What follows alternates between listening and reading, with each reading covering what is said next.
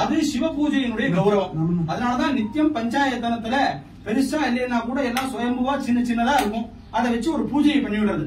ஜீவன் முக்தாளான சந்திரசேகர பாரதி மகாசுவாமி முதற்கொண்டு நித்தியம் பூஜையை விடல. இன்னைக்கு நம்ம மகா சன்னிதானம் பண்ணிட்டு இருக்காரு. அதனால பூஜை எந்த காலத்திலும் யாரும் விடப்படாதுங்கிறது தர்மம். அதுல பிள்ளையாருக்கு இந்த அருகம்புல்ல ரொம்ப விசேஷமா சொல்லி இருக்கு.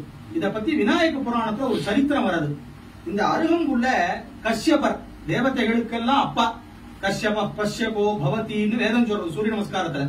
அதனாலதான் அதிதிக்கு பிறந்ததுனாலதான் தேவதைகளை எல்லாரையும் ஆதித்யாள்னு சொல்றோம். அந்த கஷ்யபர் நித்தியம் பிள்ளையார பூஜை பண்ணுவாராம். அப்படி பூஜை பண்ணும் போது இந்த அருகம்புல்ல வச்சு அர்ச்சனை பண்றாரு. அப்ப அந்த அம்மாவுக்கு ஒரு நாள் ஒரு சந்தேகம் வருது.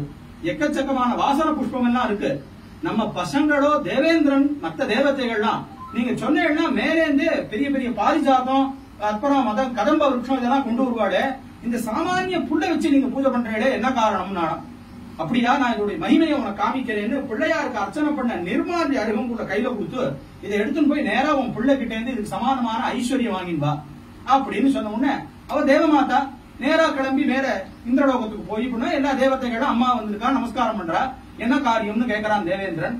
இல்ல உங்க அப்பா கிட்ட கேட்டேன், இந்த மாதிரி பிள்ளையாருக்கு அர்ச்சனை பண்ண அருகம்புல்ல இதுக்கு சமானமா ஐஸ்வர்யம் கேட்டாரோன்னு இந்திரன் சிரிச்சானாம்.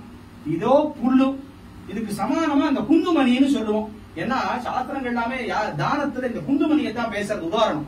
இப்பதான் நம்ம மத்த பவுனூர்லாம் சொல்றோம், அது நிஷ்கம் தோடா எடை இந்த மாதிரிலாம் சொல்லுவோம் அந்த பழைய வழக்கத்துல. அந்த மாதிரி நிஷ்கம்னு சொல்றது ஒரு வழக்கம். குந்துமணி அளவுக்கு கூட தங்கம் வராது, நான் வேணா அப்பா சொன்னதுக்காக வேணா ஒரு கட்டியை வேணா வச்சு கொடுக்குறேன் நானும். இல்ல அவர் சொன்னதுதான் நீ செய்யணும், இதை வச்சு நீ ஆள அப்படின்னா உடனே ஒரு தராசில இந்த அருகம்புல்லையும் வச்சுட்டு பக்கத்துல அவன் என்ன பண்ணா ரொம்ப சிரிச்சுண்டு சும்மா ஒரு சாமான்யமா ஒரு தங்கத்தை வச்சானாம்.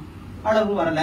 இப்படியே ஒவ்வொன்னா வைக்க ஆரம்பிச்சு இந்திரன் யமன் வருணன் குபேரன் வாயு கடைசியில இந்திரனுடைய அழகாபுரிப்பட்டினம்னு சொல்லக்கூடிய இடத்துல இருக்கிற ஐஸ்வர்யம் எல்லாத்தையும் வச்சாச்சு.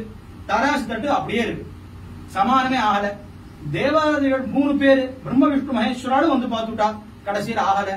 எல்லாரும் என்ன பண்றதுன்னு திக்குமுக்காடின்னு இருக்கும் போது அன்னைக்கு பூஜையை முடிச்சுட்டு மேல கஷ்யபர் வந்தாராம். அவர்கிட்ட அன்னைக்கு பூஜை பண்ண அருகம்புல் இருந்ததாம். அவர் பண்ணாரா எல்லாத்தையும் நகர்த்துன்னு அன்னைக்கு பூஜை பண்ண அருகம்புல் அது மேல வச்சாராம், சமானமாயிடுதான். அப்பதான் அருகம்புல்லினுடைய மகிமை எவ்வளவு பெருசுன்னு சொல்லி இது விநாயக புராணத்துல இந்த சரித்திரம் வருது. அதனால பிள்ளையாருக்கு இந்த அருகம்புல்ல போடுறத ரொம்ப விசேஷமா சொல்லியிருக்கு. இன்னைக்கான அர்ச்சனை சாஸ்திரநாமம் ரொம்ப விசேஷமா கணபதி சாஸ்திரநாமம்னு பேரு பொதுவா எல்லாருக்கும் தெரியும். இந்த சாஸ்திரநாமத்துக்கு என்ன விசேஷம்னா பாஸ்கர ராயருங்கிற மகான் ஸ்லோக ரூபமாவே ஒரு அர்த்தம் எழுதியிருக்கார் பாஷ்யம். அதற்கு பெயர் கத்யோதம்னு பேரு. கத்யோதம்னா மின்மினி பூச்சின்னு அர்த்தம். சூரியனுக்கு முன்னாடி மின்மினி பூச்சியினுடைய ஒளி எந்த மாதிரியோ அந்த மாதிரி மகா கணபதிங்கிற சூரியனுக்கு முன்னாடி நான் எழுதின பாஷ்யம் அப்படின்னு சொல்லியிருக்கார், ஸ்லோக ரூபமா எழுதியிருக்கார். இந்த சஹஸ்ரநாமத்துக்கு என்ன ஒரு பெரிய விசேஷம்னா பின்னாடி சொல்றார் பரஸ்ருதியில படிதம் பாட்டிதம் சர்ச்சிதம் ஸ்ராப் எல்லா புராணத்திலையும் கேளு புண்ணியம் சொல்லியிருக்கும். ஆனா இந்த மகாகணபதி சஹஸ்ரநாமத்தை பத்தி பேசினாலோ இப்படி மகாகணபதி சஹஸ்ரநாமம்னு ஒண்ணு இருக்குன்னு சொன்னாலோ இந்த சஹஸ்ரநாமத்துல என்ன வார்த்தை எல்லாம் இப்படி வரதுன்னு சொன்னாலே புண்ணியம்னு இருக்கு சஹஸ்ரநாமத்துக்கு.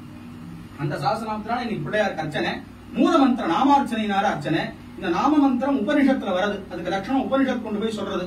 அகாரோ மத்தியம ரூபம் அனுஸ்வாரச்சாந்திய ரூபம் ஜிந்து உத்தர ரூபம் நாத சந்தானம் சகும்ஹிதா சந்தி சைஷா கணேச வித்யா. இது கணேச வித்யன்னு பேரு. அதர்வ சிரசிலே கொண்டு போய் இந்த உபனிஷத்துல இந்த நாமாவை பத்தி பேசுறதுனால அதை வச்சு பகவானுக்கு விசேஷமான இன்னைக்கு ஒரு அர்ச்சனை. இந்த சஹஸ்ரநாமம் ஒரு கட்டு செட்டா இந்த தூர்வா நிறைய பண்ண அர்ச்சனை. இதெல்லாம் பகவானுடைய அனுகிரகத்துக்கு ஒரு பெரிய விசேஷம். மேல மேல நமக்கு சிரத்தையும் ஆச்சாரியாட்ட பக்தியும் இன்னும் கோபாலனுடைய கைங்கரியம் ஊருக்கான க்ஷேமம் இன்னும் மீதி எல்லாத்தையும் கொடுக்கட்டும். அதனால இந்த அருகம்புல்லுக்கு அவ்வளவு மகிமைங்கிறது தெரிஞ்சுக்கணும். இப்ப என்னமோ டாக்டர் எல்லாம் சொல்றாளா அந்த ஜூஸ் எல்லாம் சாப்பிடுறதுன்னு சொல்லி இடத்துல எல்லாம் பண்றாளாம்.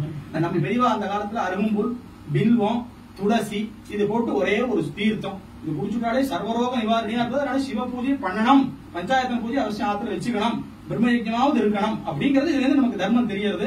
அதையெல்லாம் பகவான் நமக்கு நிறைய கொடுக்கட்டும். ஹர நம பார்வதி பதயே.